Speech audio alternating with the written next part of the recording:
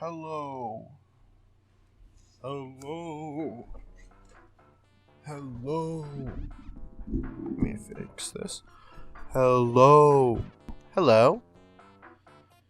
My name is Kohaku Gaming. Kohaku Gaming. Kohaku Gaming. Kohaku Gaming. Kohaku Gaming here. My name is Kohaku Gaming. My name is Kohaku, and I am currently trapped inside a dimension of pegs, and I have no idea how this came to be, but this place has a dark aura behind it. There is a unicorn and an alien, and I'm scared, but I'm determined to uncover something no one else has. When you open the game for the first time, you are greeted with a beautiful sunrise on a hill, until a giant fucking ball comes out of nowhere, almost killing you instantly. You are then greeted by Bjorn, a strange horse-like creature with eyes that literally blotted out the sun. This is important to note. On the opening screen, the sun has eyes and a mouth, but in the main menu, the sun loses his defining features and is replaced by Bjorn's cold, lifeless eyes. What this means for us is unknown, but I do know that it would be best for us to follow his demands. So I start my Peggle adventure. Bjorn tells us that he is the founder of the Peggle Institute and that he is the boss. The goal of Peggle is to hit all the orange pegs in a level to proceed. The horse mounts a mysterious apparatus that can only be described as a cannon to fire a ball that can destroy these pegs. The first level, Peggle Land, tells us plenty of what we can expect. This place is a desolate wasteland overrun by pegs. The Peggle Masters have been fighting this plague for who knows how long, but as we can see from Peggle Land, a building that seems like the Peggle Institute, their home base, is visible. If the pegging scourge is almost at their main area of operations, clearly things aren't going well for them. The next level, however, dials it back, proving to us that creatures like fairies and snails, fictional things in our world, are real in this world. They seem to be frozen in time. Even Bjorn's personal gazebo is controlled by the pegs. The next few levels are simply beautiful timepieces of nature controlled by the pegs. We meet our next Peggle Master, Jimmy Lightning. He doesn't give us many hints.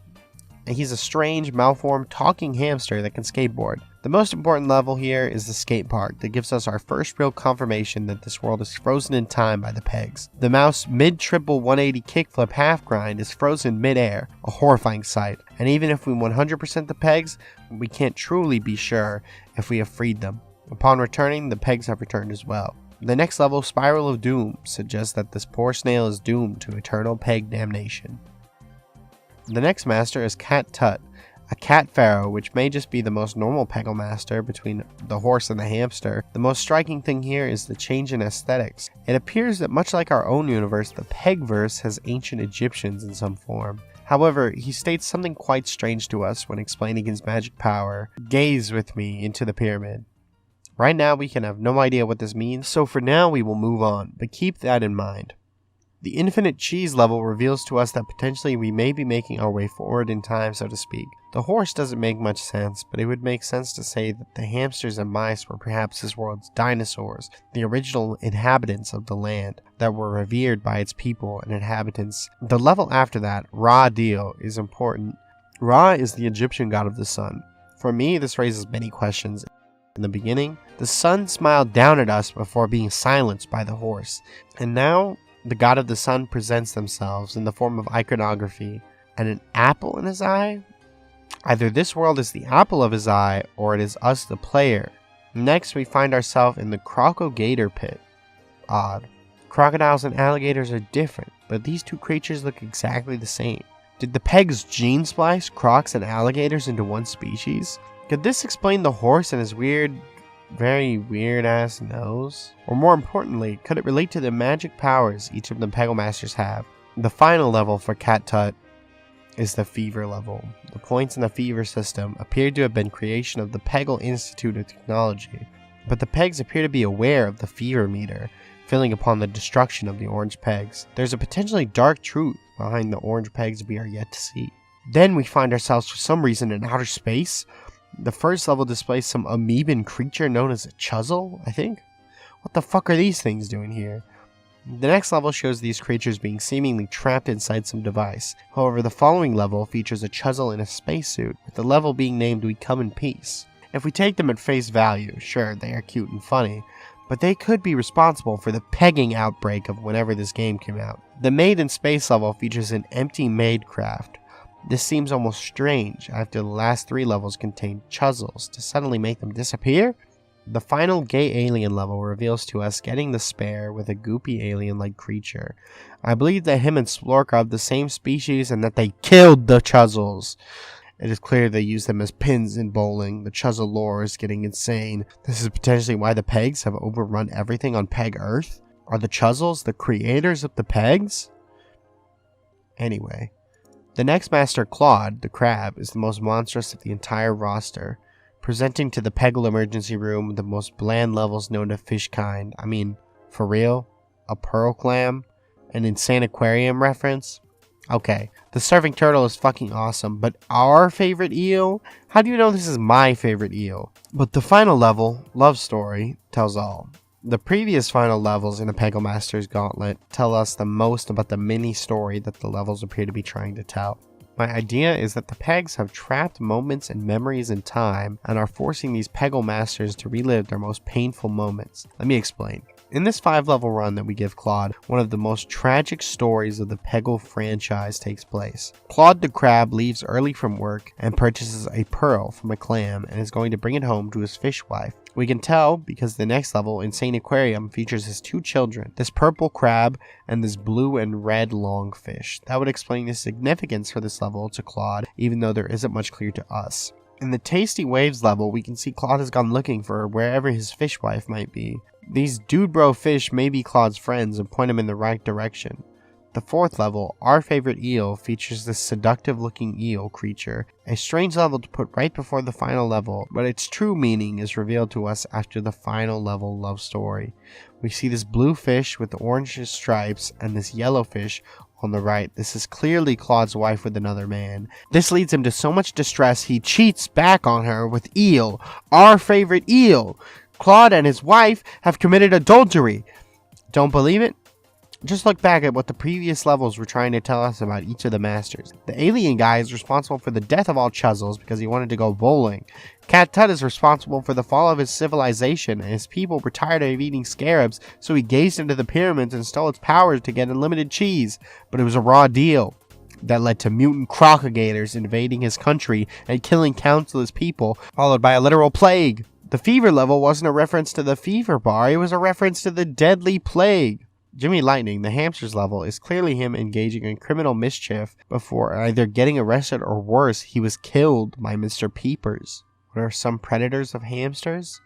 Predators of hamsters includes owls, hawks, and snakes. Bjorn's is not obvious initially, but once we make it to the final stretch of levels after all the masters are introduced, it becomes clearer.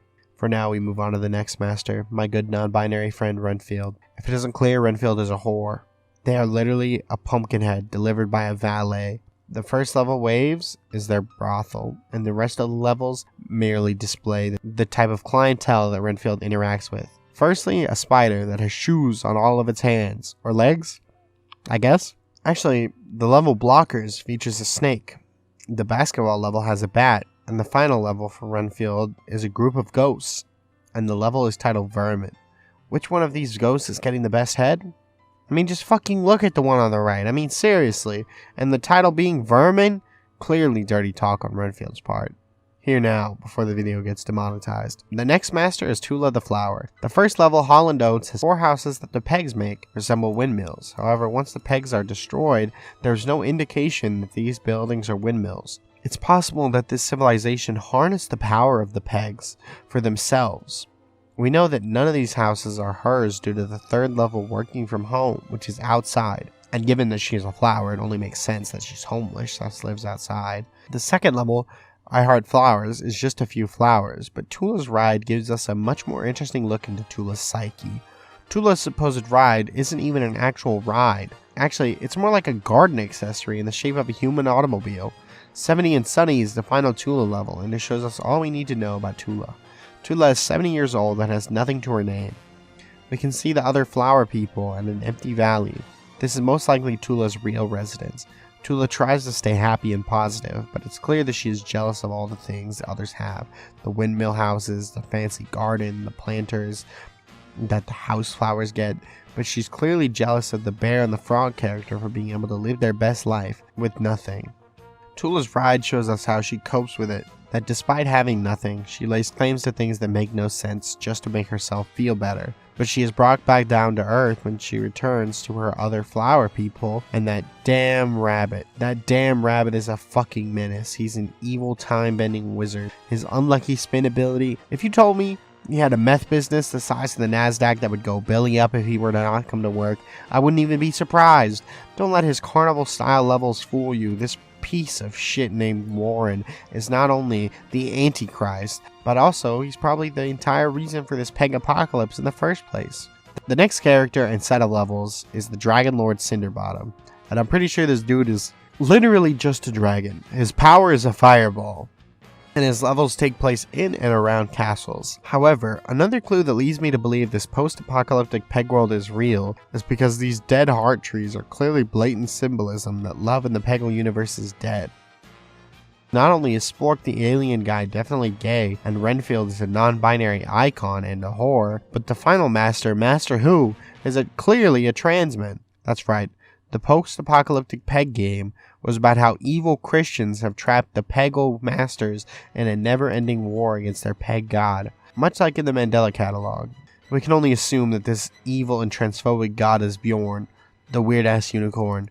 The final set of levels are otherworldly, and I believe that these are the ones that truly belong to Bjorn. Paw Reader, Don't Panic, Billions and Billions, Beyond Reason, and finally, the end of time itself. And then everything starts back over again. The Peggle universe is reset, and a new Pegger has joined the fray. And they assist the masters in clearing out their respective kingdoms, while Bjorn, the false evil god, forces us all to assist in his games. We can only hope that love will show Bjorn the way, and he will free us from this torment. Love thy neighbor. Peggle 2 isn't real. It can't hurt you. Master Who says trans rights, and in the next video we will be talking about why Putt Putt Saves the Zoo is an allegory for the Holocaust. Thanks for watching.